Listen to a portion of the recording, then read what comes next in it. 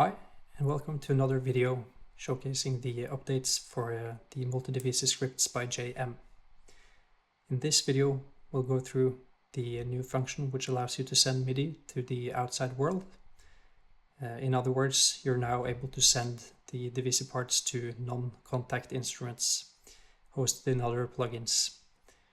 This was not possible before due to a bug in Contact, which inhibits note-offs when you send MIDI to other MIDI channels. But we've managed to find a workaround by implementing a instrument script which sends these notes off and makes the send MIDI to outside world functionality function as it should. So we'll delve more into these different MIDI channels, instrument tracks in a minute, but let me just open an instance of the script. And as you can see, the base MultiScript is loaded here. And here we have the sustain pedal support module, which you can see in my other video. But what is of interest here now is that we've added these 6 Multi Divisi ghost channels. And these are necessary to be able to send the MIDI to the other parts. And just quickly, this is the script which must be loaded on each of the different ghost channels. And we'll send the multis for this in the product package, so you don't have to think about the setup. Other than that, what you need to do is to enable send MIDI to the outside world in Contact, and you have to enable these 3, or at least these 2, script generated CCs and script generated notes. Do not add these.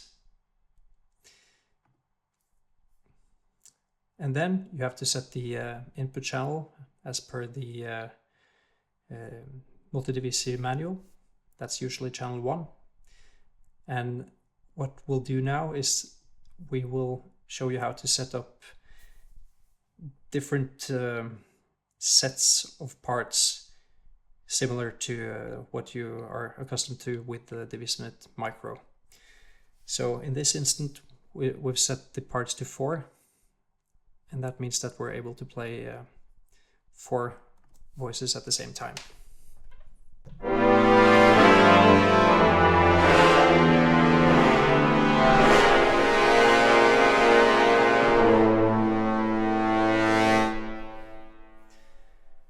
Okay, so that works as it should, but there are a few things that need to be set up correctly in order to get this to work. So first of all, and this is specific for Cubase, but it works the same conceptually in every DAW. You have to set the input device, and in my case that's MIDI pipe, but you could just use your regular keyboard. And then for the 3 different MultiScript Contact instances, this one is what is needed to play 4 parts, these 4. This is set up to control 5 parts, and in this case that's a string section, and in the last example these are 6 instances constituting a woodwind section. All of these must have input channel 1, both in the input group and channel setting, and also in the output group and channel setting. And this is to mirror the input channel here, and also what information your MIDI keyboard sends. Then each of these different instrument tracks need to be set to the number of parts in the script itself. So in this case, it's 1, 2, 3, and 4. And as you can see here, it's 1. And you also have to do the same for the output groups. 2, 3, and 4. So for this part, this one is added, 5 and 5. And for this one, it's 6 and 6. The last thing you need to remember is that if you only load one instance and then duplicate these ones, you have to change the input of these to the correct one. So in this case, with the string section, you need to put it to the 5 parts. And for these 4, you put it to, the 4 parts. Okay, so that's that. Then you also have to do a setting or 2 inside of the script itself to make it function as best as possible. The obvious thing is that you need to set the number of parts to whatever you'd like. And in this case it's 4, here's 5, and there's 6 as mentioned. And then for live playing, you have to set this chord collection time to 35. That's the best in my experience at least. And lastly, what you also need to do is that you have to set the instrument range to match what you see in the actual instrument. So in this instance, it's Hollywood brass from East West. And this range has to be set here. And similarly for this one, the second, you'll set the range there, and so on. The last thing which is of importance is that inside of the plugin that you're actually sending the MIDI parts to, you have to set the channels to omni, any, or all. The nomenclature varies between the different manufacturers.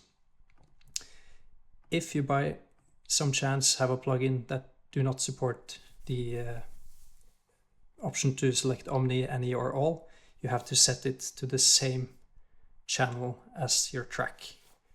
I know that Hallion Sonic from Steinberg does not allow you to select a omni, any, or all, and there you have to put the tracks in the rack to the same channel as what you select in the instrument track here. Okay, so let me show you some examples of what this is able to do. You heard the brass section. This is an instance of appassionata string section, so that's 2 sets of violins, a viola, cello, and bass. And you also have to remember that you must mark the tracks along with the contact instance to arm the parts, or else the audio won't sound.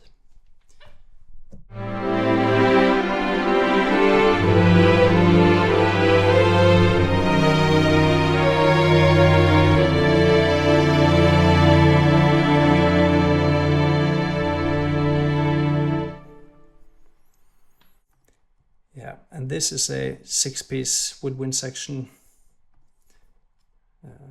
Let's see.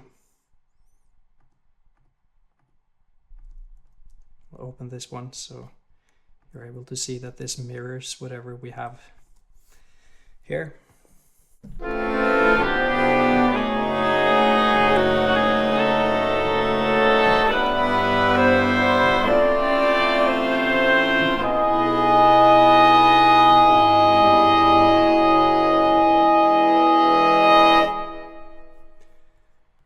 And in this case, you're actually seeing the Divisi pedal support script, and this shows you the parts playing in real time with the pedal. So I prefer to be in this view. The last thing that's actually pretty cool that I'd like to mention is that these woodwind instances are from Musio, and the Musio player has a weird functionality. And again, you can see here that I've set it to all. It auto increments by 1, but you have to put it to all. That aside, the legato patches in Musio are very weird. If you were to load them without the Multi Divisi contact out setting and just load a Musio instance and put it to any input, then you'll notice that the legato patch does not force monophony. So that means that if you were to hold down the pedal, you would actually stack notes. And that's very undesirable if you're using this setup, either Multi Divisi or Divisimate or any other of these types of distribution systems, because you only want one voice per instrument to sound. But if you have the newest edition, you are actually able to force monophony. So that allows you to play these Musio instruments in this fashion without having notes stacking. Yeah, so that's that. If you have any questions, just feel free to shoot them down in the comments below, and I'll see you in the next one. Bye.